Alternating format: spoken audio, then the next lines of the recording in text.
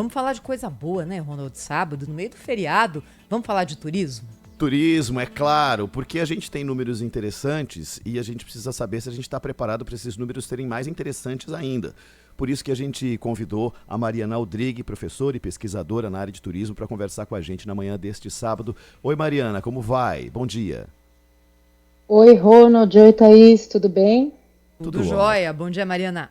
A gente teve no mês de Bom dia. setembro um número tão importante de venda de passagens, um recorde histórico, 10 milhões de passageiros em voos nacionais e internacionais, aumento quase na casa dos 6%, e uma perspectiva, claro, para o fim do ano, né? O que se imagina que pode acontecer. E também vem à nossa mente pensar se os nossos aeroportos vão estar preparados, porque vira e mexe a gente percebe problemas no check-in, porque teve um volume X de atrasos e isso provocou um caos completo na malha toda.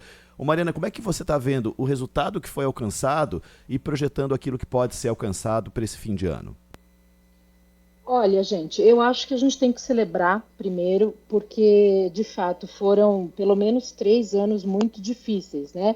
Então, entre 2020 e 2022, o turismo sofrendo bastante, 23 com recuperação e 24 sendo o ano dos recordes. Só lembrar o ouvinte que, se não houvesse a pandemia, 2020 seria o ano dos recordes. Mas aí o que acontece? Especialmente as companhias aéreas, elas precisaram restringir o número de rotas e também a compra de novas aeronaves. Mas o grande problema que se vê hoje mundialmente é que quem fabrica aeronaves não consegue atender a demanda pelo crescimento do turismo no mundo todo. Então, a primeira coisa que eu preciso pontuar para vocês é, mesmo que a gente tenha um grande aumento no número de passageiros, provavelmente a gente não consegue ampliar o número de aeronaves. Então, o que o Ronald menciona de voos lotados, eventualmente um overbooking ou atrasos, isso vai acontecer com certeza. Agora, a gente não pode esquecer que muitos brasileiros, especialmente partindo daquela pesquisa linda que saiu em setembro do IBGE, acabam fazendo suas viagens de ônibus ou carro. Então, uma das coisas que a gente talvez veja como um complemento a esse grande movimento é um movimento muito maior com ônibus e carro em resposta a esses voos ou lotados ou muito caros. Mariana, qual que é a explicação para esse boom do turismo no mundo? É uma consequência pós-pandemia?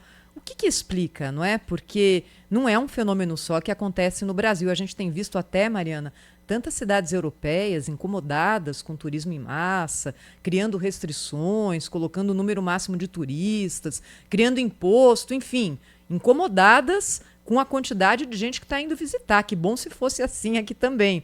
Mas é um fenômeno mundial. O que deu na cabeça das pessoas no mundo inteiro de viajarem tanto agora em 2024? Olha, Thaís, são muitas as explicações, é como se fosse uma grande colcha, não de retalhos, mas de bordados bonitos, eu diria. Então, o primeiro deles, acho que foi o efeito do confinamento da pandemia e uma sensação de urgência que se deu em função de, meu Deus, e se outra pandemia acontecer e eu não tiver realizado os meus sonhos? Essa é a primeira. Acho que a segunda ela é muito geracional e tem relação com quem está aí entre os 18 e os 40 anos, que é a percepção de valor agregado à experiência e não à posse. Então, eu que convivo muito com jovens na universidade, vejo que eles nem têm mais aquele sonho de comprar um carro ou de eventualmente investir numa casa, mas sim de ter o máximo de experiências no mundo. E mesmo que isso implique em um padrão de vida menos abastado ou luxuoso, como a gente estaria pensando lá aos 20 anos.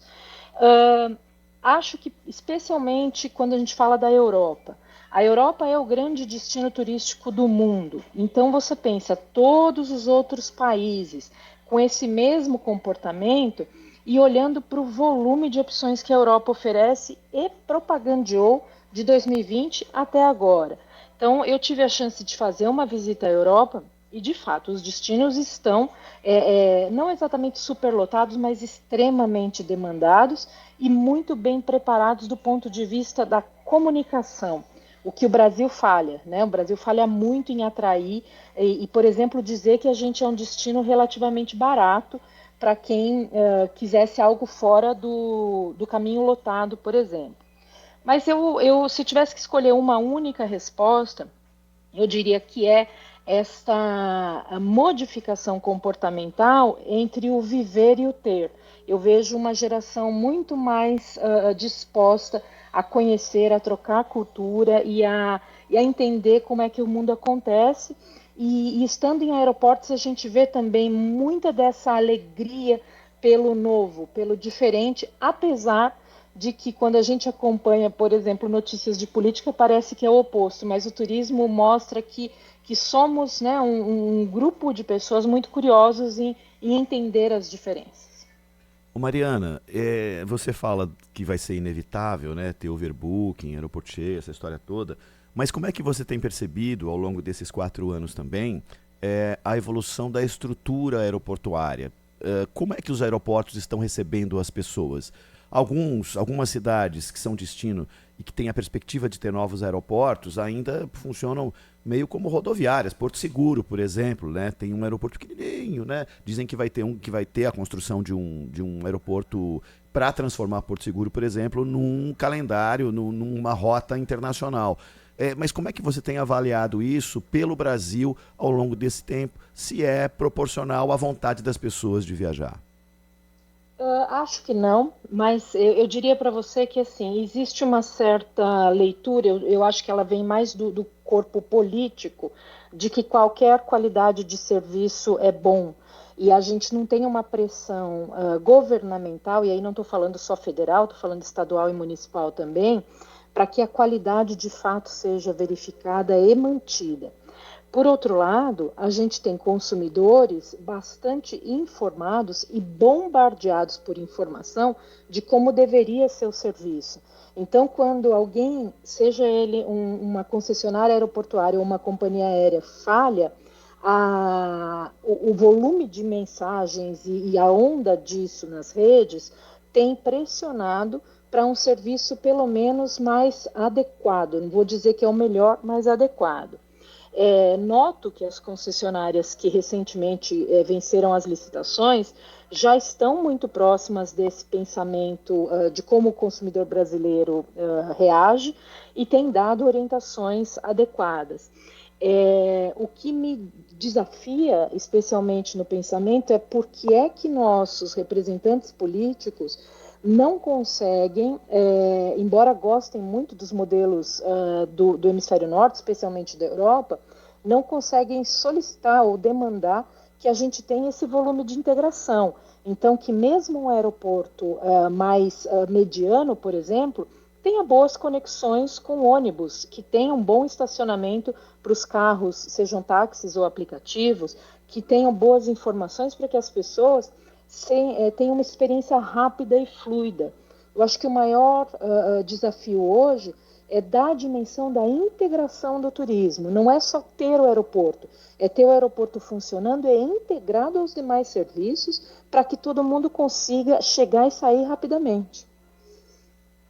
Tem muito ainda para melhorar, né, Mariana? Quando a gente pensa, por exemplo, que em São Paulo, em Guarulhos, não há conexão ainda do sistema de trem com os terminais, meu Deus do céu. É a né? estação quase aeroporto. Isso, quase aeroporto. Aí você tem que esperar um ônibus que demora, que não funciona, que faz o pinga-pinga entre os terminais, enfim. Agora, Mariana, vamos falar um pouquinho sobre a temporada de férias de verão. Quem tem filho na escola, janeiro, é o mês, né? Não tem jeito. Janeiro e julho são os meses de pico no Brasil, são os meses mais caros, são os meses mais demandados. O que você tem sentido em relação ao comportamento dos turistas nessa época? Tem novos polos surgindo, tem outros pontos se fortalecendo? Para onde que as pessoas querem ir?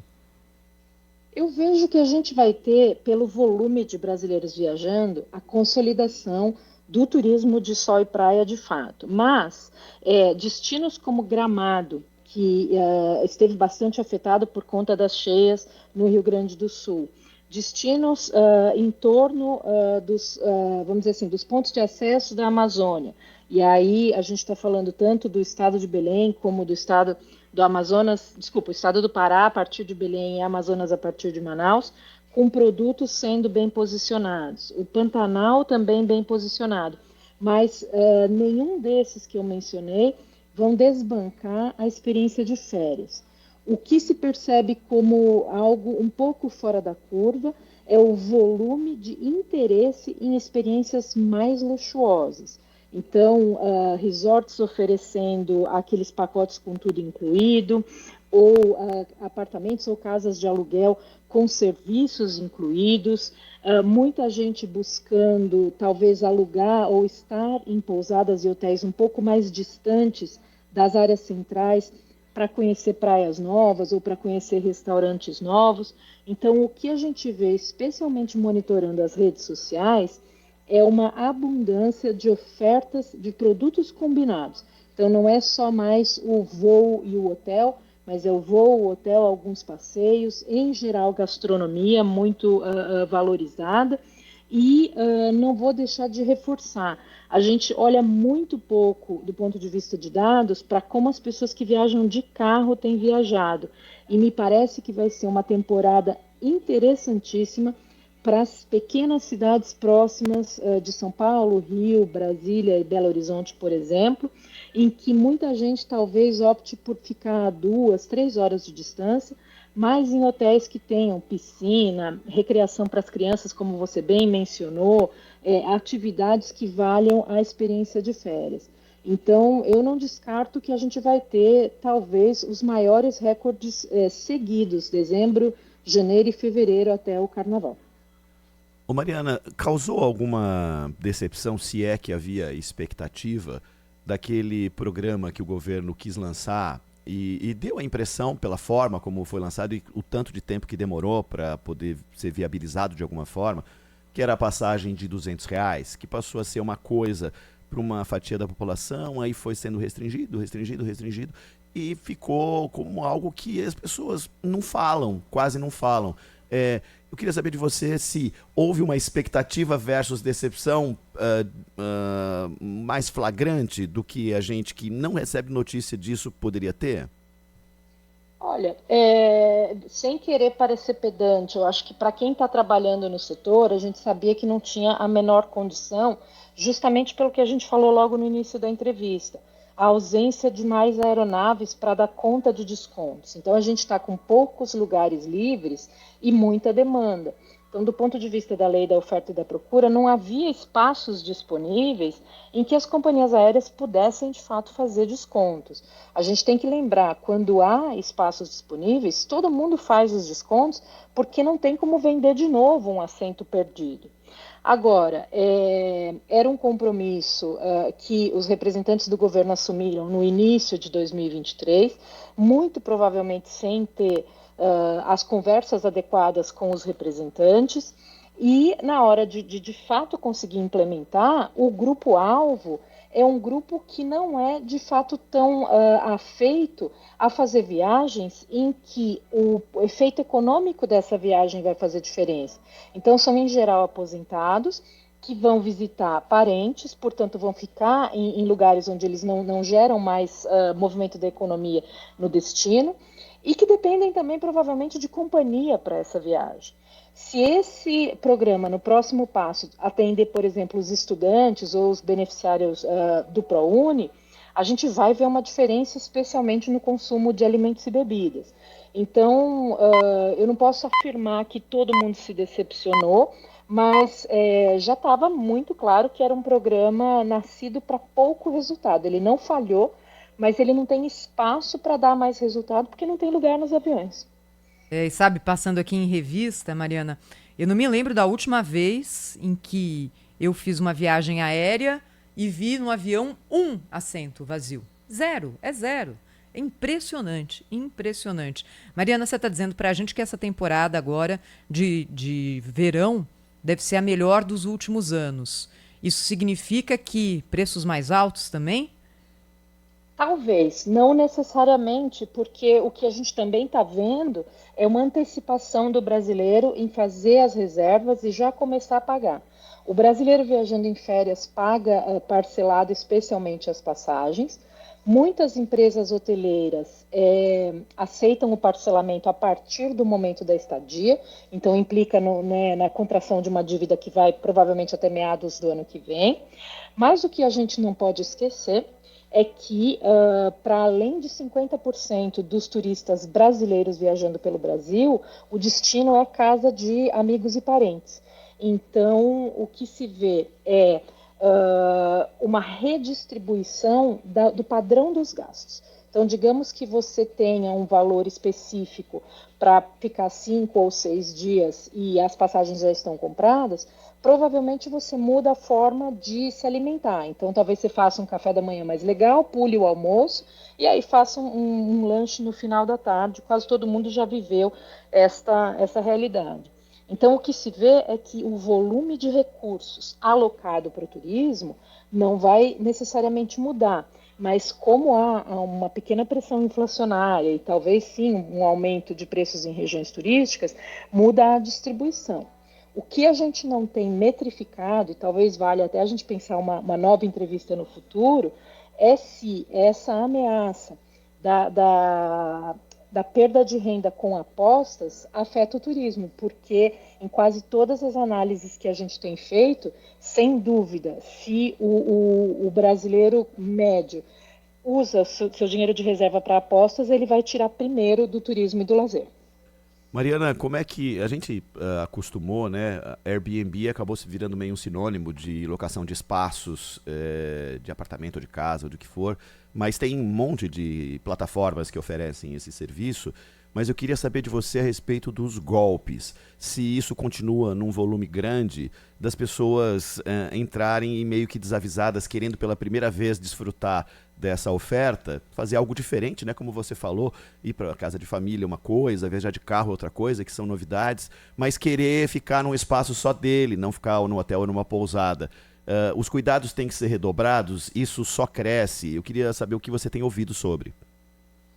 Embora a gente não tenha documentos efetivos dizendo do aumento ou redução dos golpes, o que a gente tem, especialmente daquele exemplo recente da quebra de uma plataforma como a 123 Milhas, ou mesmo a Urbi, quando tivemos problemas, é que o consumidor brasileiro, muitas vezes na busca de mais vantagens, se deixa ser menos cioso das regras ou de ler os termos de contrato. Então, eu imagino que quando há mais pessoas viajando, a chance de mais relatos de experiências ruins é natural. Uma plataforma como Airbnb, ou mesmo uma plataforma como Vrbo, que passa a atuar no Brasil, e outras como Alugue Temporada, enfim, elas têm condições claras de proteção ao consumidor. Então, o que a gente recomenda na maioria das vezes é que, de fato, as pessoas utilizem as plataformas e se cerquem das garantias que as plataformas dão, porque é o movimento de sair do que é administrado por esse intermediário em busca de um desconto maior ou em busca de alguma vantagem que pode implicar no risco.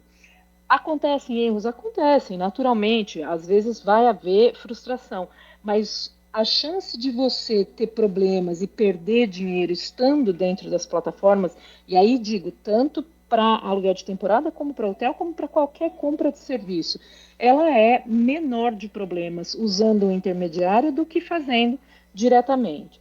E lembrar que a gente se deixa seduzir muito, né, por ofertas, por a percepção de algo mais interessante. Então, também não esquecer que é o momento em que as empresas de turismo faturam mais.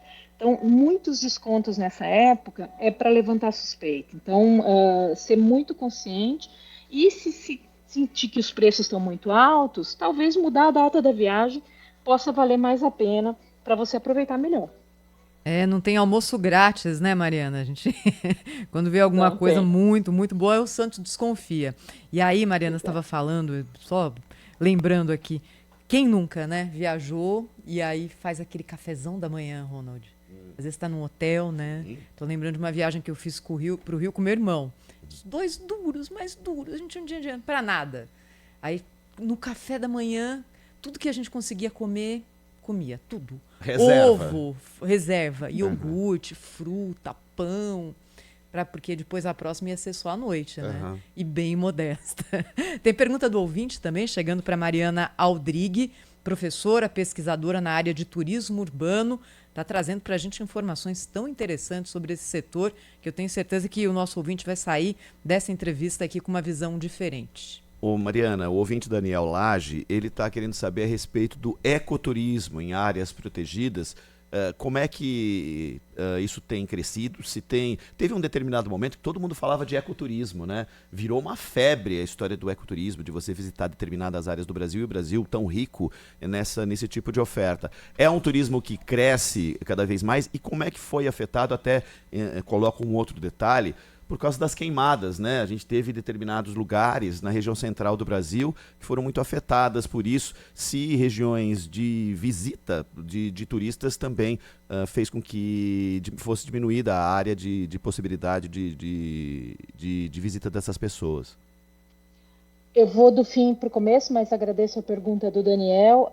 Sim, tanto os incêndios quanto a seca na região norte, os incêndios do Pantanal afetaram alguns dos produtos, mas já houve também muito empenho, especialmente de empresários em parceria com o poder público local, para alternativas de recuperação. Eu soube, por exemplo, de áreas de reservas privadas que foram fechadas para recuperação, mas com criação de alternativas. No ano passado, que eu tive a chance de colaborar com a Embratur, a gente fez uma série de pesquisas e o Brasil desponta como um dos destinos mais desejados para essa prática do ecoturismo. E só lembrar que a gente tem muita tradição, né? A gente tem muitas empresas, muitos destinos, muitas pessoas já preparadas para oferecer produtos interessantes, focados tanto no brasileiro quanto no estrangeiro. A questão é que o produto ecoturismo ele é sempre mais caro do que esse turismo massificado, organizado, que a gente estava falando das praias. Por quê? Porque tem que ser grupos menores, porque envolve mais equipamento, porque envolve treinamento de segurança. Então, nem sempre a viagem que a gente gostaria de fazer cabe no nosso bolso. E aí, o que se vê é muita opção aparecendo agora para aquelas experiências de final de semana. Então, visitas a cachoeiras, trilhas, passeios próximos que passam a compor uma experiência de ecoturismo até que se seja possível, do ponto de vista de orçamento, ter uma viagem maior. Mas temos hoje, sem dúvida, em todos os estados brasileiros, produtos adaptados e prontos para quem quer fazer práticas de ecoturismo, especialmente próximo de áreas de preservação, não necessariamente parques, áreas protegidas, mas áreas privadas com uma gestão já profissionalizada. E tem essa sinalização de que alguns parques nacionais passam já, a partir do ano que vem, a ter melhor gestão para essas práticas. A gente sabe que, de novo, como é sempre no Brasil, o caminho ainda é longo, a gente tem muita coisa para aprender, mas é o tipo de produto que vai colocar o Brasil no mapa do turismo nos próximos anos. Mariana, como que a gente faz para trazer mais estrangeiro para o turismo no Brasil? Existem algumas questões, né? Percepção do país, distância, muitos países que não têm aquele tempo de férias ou de espaço de descanso suficiente para o cidadão cruzar o mundo e vir para cá. Como é que a gente consegue melhorar isso? Hoje, o principal desafio é a dupla acesso aéreo com a comunicação acertada. Acho que vale a gente pensar no exemplo da Colômbia. A Colômbia, durante o período de pandemia, estudou bastante o mercado internacional e fez investimentos estratégicos, ampliando eu não vou lembrar o número exato, mas eu acho que em 4 ou 4,5 vezes o volume de conexões aéreas com diferentes aeroportos nos Estados Unidos. Isso faz que, por exemplo, um turista que queira ir dos Estados Unidos para a Colômbia pague no mínimo metade do que ele pagaria para vir para o Brasil. Uma questão que para nós é muito séria, a maioria dos estrangeiros tem interesse nas regiões norte e nordeste, mas acaba precisando voar para São Paulo ou Rio e esperar 3 ou 4 horas para uma outra conexão. Isso faz com que a viagem chegue a durar 20 horas, então é extremamente cansativo e desestimulante. Quando a gente, até do ponto de vista da emissão de carbono, deveria ter mais rotas, né, para o norte e nordeste, mas como eu disse lá no começo, também não temos aviões, as companhias estão olhando para todo mundo. Então, o desafio é conseguir comunicar que o país é atrativo, tende a ser barato na combinação geral do valor, e a gente tem que lembrar que o que mais vai sustentar o Brasil são os turistas vindo dos países vizinhos. Claro que nesse momento a Argentina vive uma questão financeira, mas temos que mas reforçar essa comunicação com os argentinos para que o Brasil siga sendo o destino dos sonhos. A gente tem que olhar muito para as possibilidades de conexão via Panamá, e há indicadores hoje de que o grande mercado consumidor de turismo dos próximos 10 anos é a Índia. A gente é muito mal conectado com a Índia. Então, talvez começar já a pensar, a partir do Oriente Médio, de que forma que a gente vai trazer uma parte desse mercado, e talvez um pouquinho da China também, mas para se encantar com o Brasil. O desafio é muito grande, porém, ele não pode ser, como a gente fala, rodar em falso. A gente não pode ficar repetindo de novo e de novo as mesmas estratégias e repetindo os mesmos erros, batendo no peito com orgulho. Então, acabei de sair dentro de uma grande feira internacional em que mesmo os países menores, né, assim, às vezes com 1 milhão de habitantes, estão recebendo muitos turistas, estão fazendo gastos inteligentes e a gente está ainda gastando muito para pouco resultado. Mariana, prometo que é a última de minha parte, mas só para tirar uma dúvida, existe algum tipo de preocupação com emissão de visto? Toda vez que tem uma mudança de governo, pode ter algum tipo de restrição um pouco maior, mas um dos destinos mais buscados, os Estados Unidos, sempre tem aquela epopeia para se conseguir o visto. Quem está querendo viajar pela primeira vez não tem já aquele visto de 10 anos e que ainda está válido. Há uma preocupação disso ficar um pouco mais complicado? Na verdade, o que se teve foi, finalmente, nesse último ano do governo Biden, o tempo de espera da emissão do visto americano para o brasileiro caiu para 33 dias. Os analistas acreditam que o novo governo Trump pode deixar isso um pouco mais burocrático, então o tempo fica um pouco mais elevado. E as exigências, talvez não no sentido de mais documentos, mas de maior escrutínio, podem limitar o número de emissão de vistos. O setor de turismo dos Estados Unidos tem muito apreço pelo Brasil. O Brasil é o terceiro maior consumidor de produtos, especialmente quando se fala de Flórida e Nova York. Então, o que a gente vê é que, do ponto de vista dos Estados Unidos recebendo o Brasil, pode ter uma pequena diferença. Agora, a gente ainda tem o grande desafio de lidar com a exigência do visto para o norte-americano vindo para o Brasil. Ela ainda está suspensa.